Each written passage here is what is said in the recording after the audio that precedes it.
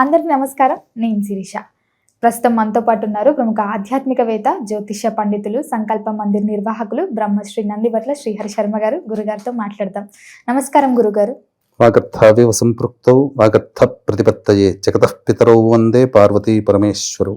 ఆదిత్యాయ చ సోమాయ మంగళాయ బుధాయ చ గురు శుక్ర శనిభ్యశ్చ రాహవే కేతవే నమః. శృంగేరి జగద్గురు పీఠాధిపతులకి, కంచి పీఠాధిపతులకి నమస్కారములు తెలియజేసుకుంటూ కార్యక్రమాన్ని ప్రారంభిద్దాం. గురుగారు, ఈ ఫిబ్రవరి 14న శని త్రయోదశి వస్తుంది. సో మరి విశేషంగా ఈ ద్వాదశ రాశిలో కొన్ని రాశుల వారు శని ప్రభావం వల్ల బాధపడుతున్నారు కదా. మరి ఆ రోజు విశేషంగా ఎలాంటి పూజలు చేసుకోవచ్చు అంటారు? ఎలాంటి దాన ధర్మాలు చేసుకుంటే ఈ శని ప్రభావం తగ్గే ఛాన్సెస్ ఉన్నాయంటారు? శని త్రయోదశి 14వ తారీఖు రోజున మనకు ఏర్పడబోతుంది. అయితే వీక్షించే మన 9 మ్యాక్స్ టీవీ భక్తి సమాచారం ప్రేక్షకులు చాలామందికి ఉండేటువంటి సందేహం ఏంటంటే, సూర్యోదయానికి ఏ తిథి ఉంటుందో ఆ తిథే ప్రధానంగా తీసుకుంటాము అని అంటారు. ఇదంతా రాంగ్. ఆల్రెడీ 14వ తారీఖు రోజున ద్వాదశి ఉంది, ఎప్పుడో సాయంత్రానికి కదా త్రయోదశి వచ్చేటువంటిది, మరి శని త్రయోదశి కాదు కదా అని అంటారు. మనకు ధర్మసింధు ప్రకారము చెప్పబడినటువంటి శని త్రయోదశి యొక్క విశిష్టతలో చెప్పబడినటువంటి ప్రధానమైన అంశం ఏంటంటే, త్రయోదశి పుణ్యకాలము అనేటువంటిది ఉంటుంది. ఈ త్రయోదశి పుణ్యకాలం అనేటువంటిది సూర్యాస్తమయం తర్వాత ఏర్పడేటువంటిది. అంటే ఇక్కడ ప్రదోషకాల సమయము, ఆ సమయానికి త్రయోదశి తిథి కనుక ఉంటేనే అది చాలా విశేషం. సూర్యోదయానికి త్రయోదశి తిథి ఉండి శనివారం వస్తే శని త్రయోదశి, కానీ ప్రదోషకాల సమయానికి త్రయోదశి తిథి ఉండి ఆ రోజు శనివారం అయితే అది మహా అద్భుతమైనటువంటి యోగకాలంగా చెప్పబడి ఉంది. అసలు సిసలైన శని త్రయోదశి అంటే ప్రదోషకాలానికి త్రయోదశి తిథి ఉండాలి. అదృష్టవశాత్తు ఈ 14వ తారీఖు అనగా శివరాత్రి ముందు రోజున మనకు ద్వాదశి తిథి 3:47 వెళ్ళిపోతుంది. త్రయోదశి తిథి ప్రవేశం వస్తుంది. సాయంకాలం 6:12 వరకు పూర్వాషాఢ నక్షత్రం ఉంటుంది. తరువాత ఉత్తరాషాఢ నక్షత్రం వస్తుంది. మొదటి పాదం ధనుస్సు రాశిలో ఉంటుంది. 6:14 సూర్యాస్తమయం అయిపోతుంది. అంటే ఇంచుమించుగా కాకుండా ప్రదోష కాలానికి ఈ యొక్క త్రయోదశి స్పర్శ ఉంటుంది. ఉత్తరాషాఢ నక్షత్రం ఉండడం చాలా విశేషం, ఎందుకంటే ధనుస్సు రాశిలో ఉంటుంది కాబట్టి. పైగా ఈ సంబంధించినటువంటి రవి మకర రాశిలోనే ఉంటాడు.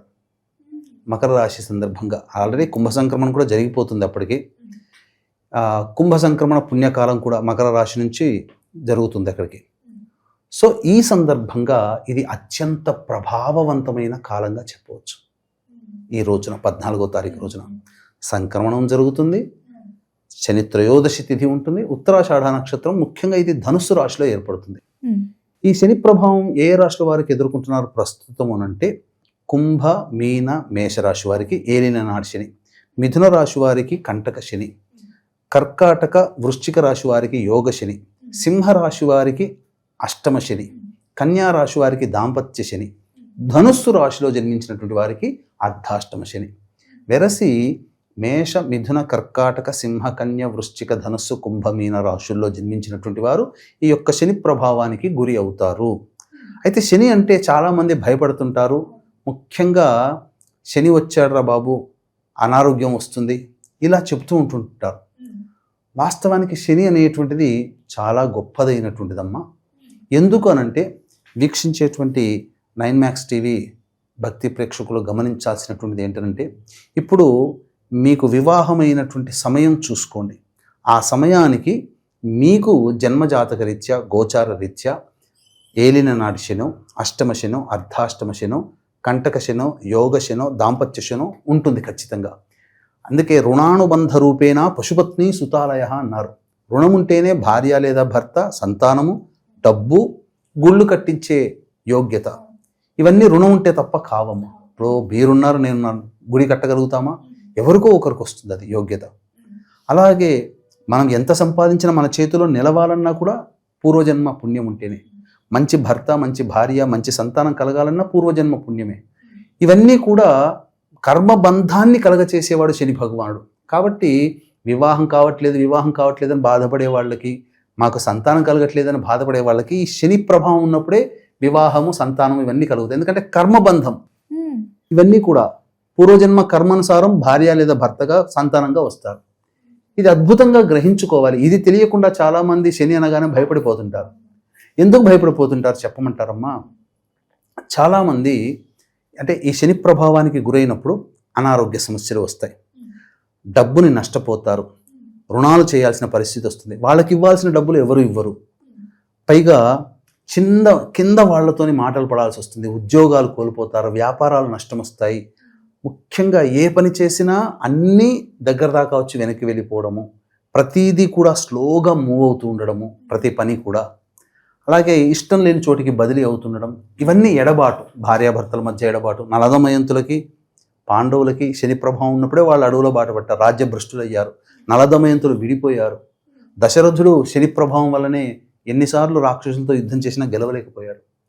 కాబట్టి ఇంతటి ప్రభావవంతమైనటువంటి శనిని మనం శని యొక్క అనుగ్రహాన్ని పొందే యోగము ఈ త్రయోదశి తిథి ఉంటుంది.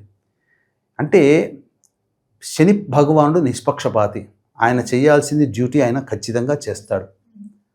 కానీ తన యొక్క అనుగ్రహం పొందినటువంటి వాళ్ళకి తన వలన వచ్చేటువంటి కష్టాన్ని, దుఃఖాన్ని, బాధల్ని భరించగలిగే శక్తిని ఇస్తాడు. కష్టం తగ్గదు, దుఃఖం తగ్గదు, అలాగే నష్టాలు తగ్గవు, కానీ వాటిని భరించి అధిగమించి మళ్ళీ పొందగలిగేటువంటి యోగ్యతని శని భగవాన్ ఇస్తాడు, నేర్పిస్తాడు. బాధ పెడతాడు, అలాగే బాధ నుంచి ఉపశమనం కూడా ఇస్తాడు. మీకు ఉదాహరణకి ఇప్పుడు మీరు జాబ్ చేస్తున్నారు, ఓ 2-3 రోజులు లీవ్ కావాలంటే బాస్ పర్మిషన్ అడుగుతారు కదా, అడగాలి. ఆ బాస్ని మనం రిక్వెస్ట్ చేస్తాం కదా. మరి ఇంత చిన్న దానికే ఇంత రిక్వెస్టింగ్లో మోడ్లో మనం పనిచేస్తున్నప్పుడు మన జీవితాన్ని ఒక గాడిలో పెట్టగలిగేటువంటి వాడు శని భగవానుడు. ఆయనని కాళ్ళు పట్టుకుంటే తప్పేందమ్మా, ఆయన అనుగ్రహం పొందితే. కాబట్టి వీక్షించేటువంటి ప్రేక్షకులు ఈ మేష, మిథున, కర్కాటక, సింహ, కన్య, వృశ్చిక, ధనస్సు, కుంభ, మీన రాశుల్లో జన్మించినటువంటి వారు శని ప్రభావాన్ని గురవుతారు. కాబట్టి ఈ యొక్క త్రయోదశి తిథి అందున ఈ మహాశివరాత్రి ముందు రోజున వస్తుంది. కాబట్టి అద్భుతమైన యోగ కాలము. ఎందుకు చెప్తున్నానంటే శివరాత్రి నాడు పూజాది కార్యక్రమాలు చేయాలనంటే త్రయోదశి తిథి నుంచే మనం సమాయత్తం అవ్వాలి. కాబట్టి ఈ యొక్క శని భగవానికి సంబంధించిన శని త్రయోదశి రోజున కొన్ని పరిహారాలు చేసుకుంటే చాలా సులభతరము. అవేంటో తెలియచేస్తాను.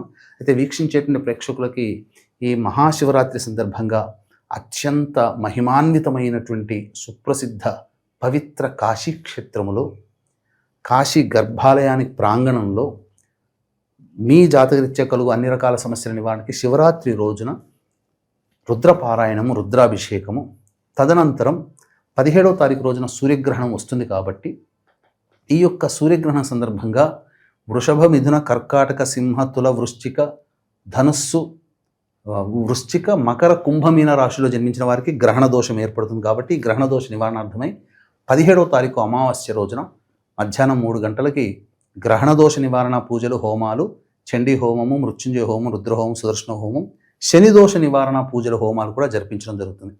17వ తారీఖు రోజున మధ్యాహ్నం 1 గంట లోపల ఈ గ్రహణ దోష నివారణకి, అలాగే 14వ తారీఖు లోపల శివరాత్రికి సంబంధించినటువంటి కార్యక్రమాల్లో మీ గోత్రనామాదులు నమోదు చేసుకోవచ్చు. స్క్రీన్పై కనిపిస్తున్న నెంబర్కి కాంటాక్ట్ చేసి పూర్తి వివరాలు తెలుసుకోవచ్చు. ఇక ఈ రోజున శని త్రయోదశి సందర్భంగా ఎలా సమాయత్తం అవ్వాలంటే ఉదయం పూట భోజనం చేసినా పర్వాలేదమ్మా, కానీ 11-12 లోపల భోజనం చేయండి. అందరూ కూడా చేయాలి. సాయంత్రం 5 గంటలకల్లా జీర్ణం అయిపోతుంది కదా, 5 గంటల కాలం మిగులుతుంది కదా. అయిపోగానే స్నానం ఆచరించి, కాలకృత్యాదుల స్నానం ఆచరించి, శిరస్నానం చేసి చక్కగా ప్రదోషకాల సమయానికి 5:30-6 మధ్యలో శివాలయానికి చేరుకుంటే అక్కడ నవగ్రహాలు ఉంటాయి. నవగ్రహాల చుట్టూ శివాయ నమః అంటూ 27 ప్రదక్షిణలు చేసిన తర్వాత ఆ ఈశ్వరుని యొక్క సన్నిధానంలో ఈశ్వరుడికి కానీ లేదా శని భగవానుడికి కానీ నల్ల నువ్వులతో లేదా నల్ల నువ్వుల నూనె స్వచ్ఛమైనది నమఃశంకరాయ నమఃశంకరాయ అంటూ అభిషేకం చేసి నల్ల నువ్వులతో చేసిన లడ్డూలు 8 ఆ స్వామికి నైవేద్యంగా పెడితే శని భగవానికి సంబంధించినటువంటి దోషాలు తొలగిపోతాయి. నల్ల నువ్వుల నూనెతో దీపారాధన చేయాలి. ఇక ఆ యొక్క దేవాలయంలో ఖచ్చితంగా ఈ మర్రి చెట్టు, రావి చెట్టు, మారేడు చెట్టు, జమ్మి చెట్టు ఉంటుంది. ఆ యొక్క చెట్టు మొదటిలో ఒక విస్తరాకు వేసి దాని మీద ఒక 1/4 కిలోనైనా 1/2 కిలోనైనా నల్ల నువ్వులు రాశిగా పోసి దాని మీద 3 తమలపాకులు పెట్టి దక్షిణం వైపు ఉండే విధంగా నువ్వుల నూనెతో దీపారాధన చేసి వెనక్కి తిరిగి చూడకుండా ఇంటికి వచ్చేస్తే చాలమ్మా. చాలా మటుకు సంకల్పం ఆ యొక్క దీపారాధన ప్రభావం వలనే సకల సంకల్పాలు నెరవేరుతాయి. అలాగే శివరాత్రి రోజున ఏ విధంగానైతే మనం సమాయత్తం అవ్వాలో 15వ తారీఖు రోజున ముందు రోజు చేయాల్సిన విధి విధానం ఇక్కడనే జరిగిపోతుంది. కాబట్టి అందరూ కూడా పాటించవచ్చు. చక్కగా ఈ యొక్క నియమాన్ని కనుక పాటించినటువంటి వ్యక్తులకి శని భగవాన్ యొక్క అనుగ్రహం సంపూర్ణంగా కలుగుతుంది. తద్వారా అన్ని రకాల సమస్యల నుంచి బయటపడతారు. కర్మ బంధము తొలగిపోతుంది. సకల సుఖాలు అనుభవిస్తారు. ఇక శివరాత్రి రోజున పొందే పుణ్యము ఆ పొందే పుణ్యము మానవుడి యొక్క పుణ్యాన్ని వర్ణించడానికి మాటలు సరిపోవు అని చెప్పవచ్చు. గురుగారు, ముఖ్యంగా మరి దాన ధర్మాల విషయాలకు వస్తే ఎలాంటి దాన ధర్మాలు చేసుకోవచ్చు అంటారు ఆ రోజు? దాన ధర్మాల విషయానికి వస్తే దానం తీసుకునేటువంటి బ్రాహ్మడు కూడా ఆ రోజు మధ్యాహ్నం 12 లోపల భోంచేసి స్నానం ఆచరించాలి. ఆచరించిన తర్వాత ప్రదోషకాల సమయంలో ఈ ప్రదక్షిణలు అభిషేకాలు అవుతాయి కదా, ఆ ప్రదోషకాల సమయంలో నల్ల నువ్వులు, నల్లబట్ట, ఇనుపమేకు, ఇనుపబాణి, నల్ల నువ్వుల నూనె, పత్తి, బెల్లము, గళ్ళ ఉప్పు, గేదె నెయ్యి ఇవన్నీ ఆ బ్రాహ్మడికి దానం ఇచ్చి సంకల్పం చేసుకొని చేస్తే సరిపోతుంది. నల్ల నువ్వులు కూడా ఇవ్వాలి. ఇవి చేస్తే, ఈ దానాది కార్యక్రమాలు చేస్తే ఇంకా విశేషము. అసలు చెప్పాలి అని అంటే ఇది చేసిన తర్వాత వాళ్ళ యొక్క శరీరం ఎంత తేలికగా ఉంటుందంటే, ఏదో ఒక జ్వరం వచ్చినటువంటి వాడికి ఇంజెక్షన్ వేస్తే ఒళ్ళంతా చల్లబడి చెమటలు వస్తే ఎంతలా ఉంటుందో అంతలా అవుతుంది. ఇది గనక చెప్పకపోతే నన్ను అడగండి అమ్మా. ఈ దానం చేసి ఇట్లా చెప్పిన విధంగా దానం చేసిన తర్వాత వాళ్ళలో చాలా బాడీలో ఏదో ఒక బరువు పోయింది నా బాడీలో అని ఫీల్ అవుతారు. అదే దోషం. ఆ దోషం పోతుందంటారు. గురుగారు, మొత్తం మీద మాకు తెలియని ఎన్నో మంచి విషయాలను తెలియజేసినందుకు ధన్యవాదాలు అండి. సర్వం శ్రీ ఉమామహేశ్వర పరబ్రహ్మార్పణమస్తు.